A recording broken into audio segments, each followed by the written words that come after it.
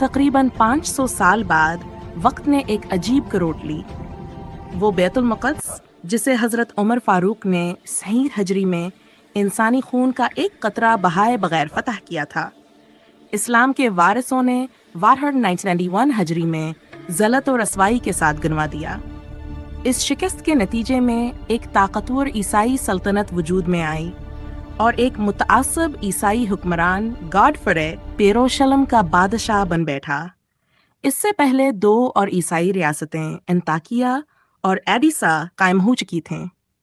ایڈیسا پر جو سلنطانی کی حکومت تھی، جو اپنی مذہبی ثبیتا اور مسلمانوں سے دشمنی میں گاڈفرے سے کسی طرح حکمران تھا۔ یروشلم، انطاکیہ، روما اور قسطنطنیہ کے بعد عیسائی دنیا میں مذہبیت قص کے لحاظ سے 5ویں مقام پر تھی۔ تاریخی طور پر اسے الجزیرہ کی آنکھ کھا جاتا تھا کیونکہ یہ علاقہ دفاعی اور فوجی اعتبار سے نہایت اہمیت رکھتا تھا۔ صلیبیوں نے یہاں ایک مضبوط شاہ فوجی کو جمع کر رکھی تھی اور انہیں شاہ یروشلم کی مکمل حمایت حاصل تھی۔ مسلمان ایڈیسا کی جنگیہ حمیت کو بخوبی سمجھتے تھے۔ اسی مقصد کے تحت اسلامی دنیا کے بہادر فرمانروا سلطان عماد الدین زنگی نے اس شہر کی طرف پیش قدمی کی۔ جب وہ جوسلن ثانی کے تخت کے قریب پہنچا تو اپنے امیر نجم الدین ایوب کے ذریعے ایڈیسا کے حکمران کے نامہ ایک خط بھیجا۔ جوسلن ثانی کے وزیر ڈیرک نے اپنی نشست سے کھڑے ہو کر خط باواز بلند پڑھا۔ ایڈیسا کے حاکم کو معلوم ہونا چاہیے کہ سلام الشکرس کے دروازے تک پہنچ چکے ہیں۔ یہ بات آ سکے مغلوب ہونے کی کھلی علامت ہے۔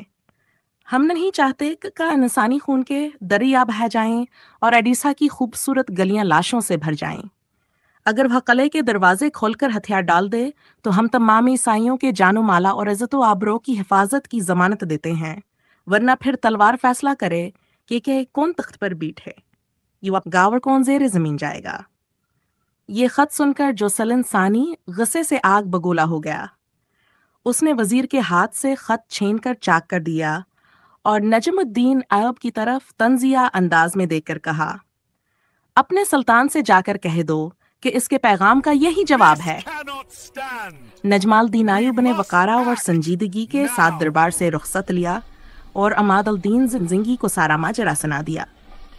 سلطان نے جو سلنطانی کے گستاخانہ طرز عمل پر ایک لفظ بھی نہ کہا، بس گہرے سوچ میں ڈوب گیا۔ اس کے ہونٹوں پر ایک ہلکی سی مسکراہٹ تھی، جیسے وہ آنے والے انجام سے بخوبی واقف ہو۔ اگلی صبح سلطان عماد الدین زنگی نے فجر کے نماز میں اپنے لشکر کی امامت کی، پھر ہاتھ اٹھا کر طویل دعا مانگی۔ اس کے بعد اس نے اپنے سپاہیوں کو حکم دیا، کہو قلعے کی مختلف سمتوں پر بیکوقت حملہ کر دیں۔ منجنیکوں سے 28 دن تیکم سلسل سنگ باری ہوتی رہی۔ آخر کار قلعے کی دیواروں میں بڑے بڑے شگاف پڑ گئے اور مسلمان فوجیں قلعے کے اندر داخل ہو گئیں۔ کچھ عیسائیوں اور خینے نے یہ جھوٹ گھڑا کہ سلطان نے بارودی سرنگیں بچھا کر پھنسی لڑا دی، حالانکہ ضلع فورسیر میں بارودہ ایجاد ہی نہیں ہوا تھا۔ دراصل سلطان ماں دالدین زنگی کی بہادری اور جنگی حکمت عملی کو دکھانے کے لیے ایسا الزام لگاتے ہیں۔ حقیقت یہ ہے کہ فتوحات سلطان کی غیر معمولی جرات، منصوبہ بندی اور اللہ پر کامل ایمان کا نتیجہ تھی۔ 50 سال پہلے شاہد یروشلم گاڈفرے نے بیت المقدس میں جس بے دردی سے مسلمانوں کا خون بہایا تھا، وہ مناظرہ اہل ایمان کے دلوں پر آج بھینکش تھے۔ ان کے سینے انتقام کی آگ سے جل رہے تھے۔ یہی جذبہ تھا جس نے سلطان عماد الدین زنگی کے سپاہیوں کو جوش و لولے سے بھر دیا۔ انہوں نے ایسے اشتتاور بہادری سے حملہ کیا، کہا ایڈیسا کا قلعہ لرزا اٹھا اور مسلمانوں نے فتح کا پرچم بلند کر دیا۔